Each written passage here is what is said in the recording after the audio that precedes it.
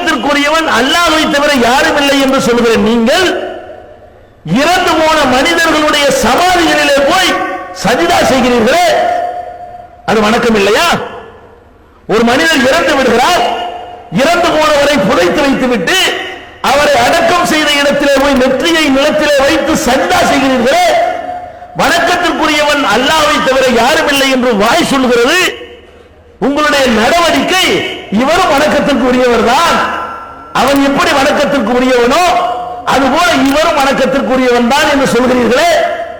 ஒரு கொடிமரத்தை நீங்களாக நட்டு வைத்துக் கொண்டு நீங்களே போய் மூங்கில் கடையில் ஒரு மரத்தை வாங்கி வந்து நீங்களே நட்டு வைத்துக் கொண்டு நீங்களே ஒரு பச்சை கொடியை கட்டிவிட்டு நீங்களே அதை தொட்டு முத்தமிட்டு குப்பிட்டீர்களே, ஆனால் அது வணக்கம் இல்லையா?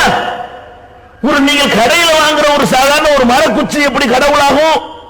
அது எப்படி வணக்கத்துக்குரியதாகும்? அது எப்படி நம்முடைய கவலைகளை போக்கும்? அது எப்படி நம்முடைய கோரிக்கைகளை நிறைவேற்றும்?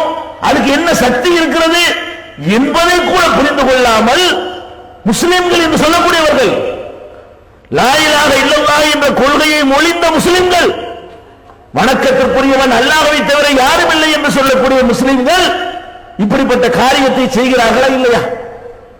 அதை நாங்கள் நோக்கமா சொல்றோம், வேற ஒன்று புதுசாக தெரியல.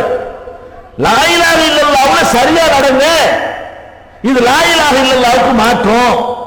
நீங்கள் சமாதியை வழிபட்டால் அது லா இலாஹ இல்லல்லாஹ்வுக்கு எதிரானது, நீங்கள் கொடிமரத்தை வழிபட்டால் அது லா இலாஹ இல்லல்லாஹ்வுக்கு எதிரானது, உயிரோடு இருக்கிற மனிதனை வழிபட்டால் அது லா இலாஹ இல்லல்லாஹ் என்று சொன்னதற்கு எதிரானது.